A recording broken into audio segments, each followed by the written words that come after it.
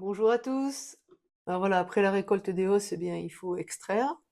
Donc voici un maturateur, enfin 2 maturateurs. Il y en a un qui est déjà bien servi, celui-ci est vide et je vais le remplir là, dans cette vidéo. Voilà, il y a aussi un filtre juste au-dessus. C'est normal, hein, pour que le miel n'ait pas d'impureté, il faut le filtrer et il est filtré avec 2 filtres ici. Donc voici un extracteur à gauche, 18 cadres pour le mien, électrique, c'est mieux. Ils sont magnifiques, hein, vraiment. Et donc, moi j'ai cette petite fourchette, mais j'ai aussi un couteau qui n'est pas chauffant, qui marche très bien. D'un côté, il y a des dents, et de l'autre, c'est lisse. Ça coupe très bien.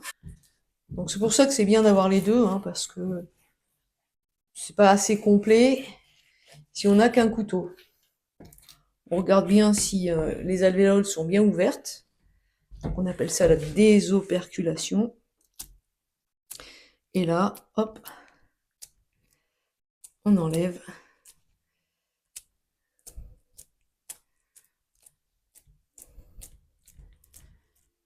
Mmh. Cette odeur, oh, c'est extra. Mmh. Chaque miel a son caractère, chaque miel a sa particularité. Celui-ci est puissant, mais pas trop fort en bouche. Alors une fois que l'extracteur a tourné, eh bien il faut l'ouvrir et ranger tous les cadres. Ces cadres seront amenés après près du rucher, afin que les abeilles puissent lécher chaque cadre, et donc il ne restera plus une seule goutte de miel sur la cire, sur le bois, bref, ce sera nickel. Et comme ça, je pourrai les ranger, les stocker pour la prochaine année. Elles font un travail remarquable, nos abeilles, hein. Et puis bah, là, ça leur fait un petit apéro sympa. Voilà. Après tout, c'est elles qui l'ont fabriqué. C'est normal que ce soit elles qui nettoient et qui lèchent. Elles en profitent comme ça. Alors par rapport au matériel, aujourd'hui on travaille avec de l'inox. C'était pas le cas il y a longtemps, hein. Moi quand j'ai débuté, j'avais récupéré un extracteur en galvage, enfin un truc comme ça. Bon maintenant ça se fait pas. Si on a ce genre de matériel, il faut le peindre avec une peinture alimentaire et là c'est réglo, hein. Voilà.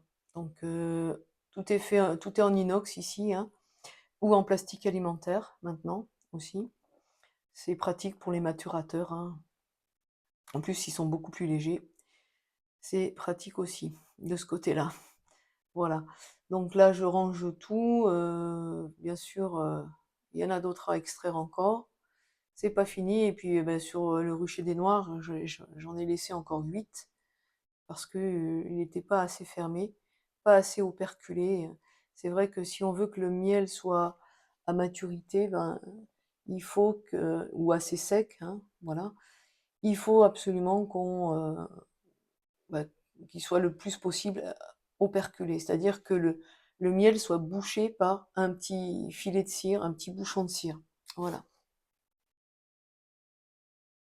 Alors, ce miel-là que j'ai extrait est à exactement 17,3, 17 quelque chose en humidité.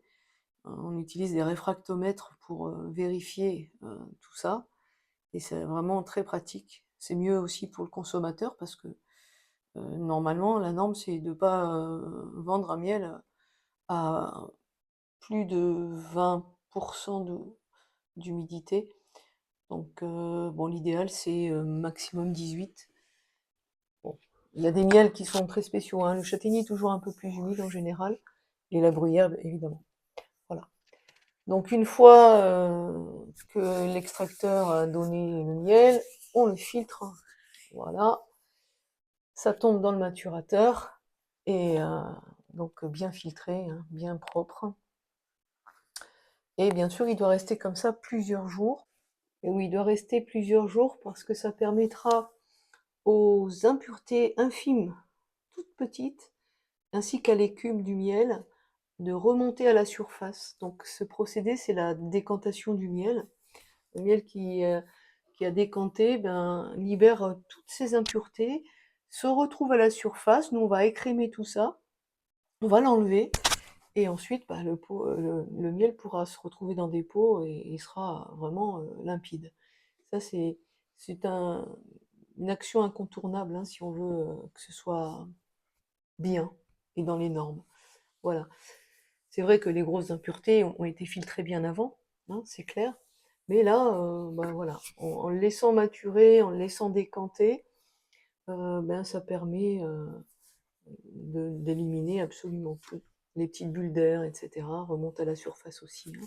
C'est un affinage en quelque sorte. Voilà, donc une fois le délai passé, entre 5 et 8 jours à peu près, hein, suivant les miels. Alors le miel de châtaignier, c'est facile, hein, il reste liquide longtemps, il n'y a pas de souci. On pourrait le laisser tout le temps dans la cuve à la limite.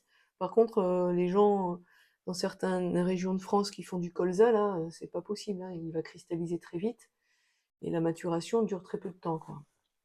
Voilà, hein, ça, il faut faire aussi avec le miel que l'on récolte. Ok, donc une fois tout cela fait, eh bien, bah, c'est la mise en pot. La mise en pot, ça c'est super aussi, hein, parce que bah, c'est l'aboutissement du travail, ou presque. Après, il faut le vendre, hein, ça c'est sûr, mais ou le donner. Alors, si on veut vendre du miel, il faut avoir un numéro de siret. Ça, c'est la législation française. Euh, En plus du numéro de NAPI, hein, bien sûr, qui est le numéro d'apiculteur. Voilà. Donc là, j'ai accéléré, hein, parce que sinon, ça pouvait durer fort longtemps. Voilà, là, on arrive à la fin. Dernier tour d'extraction.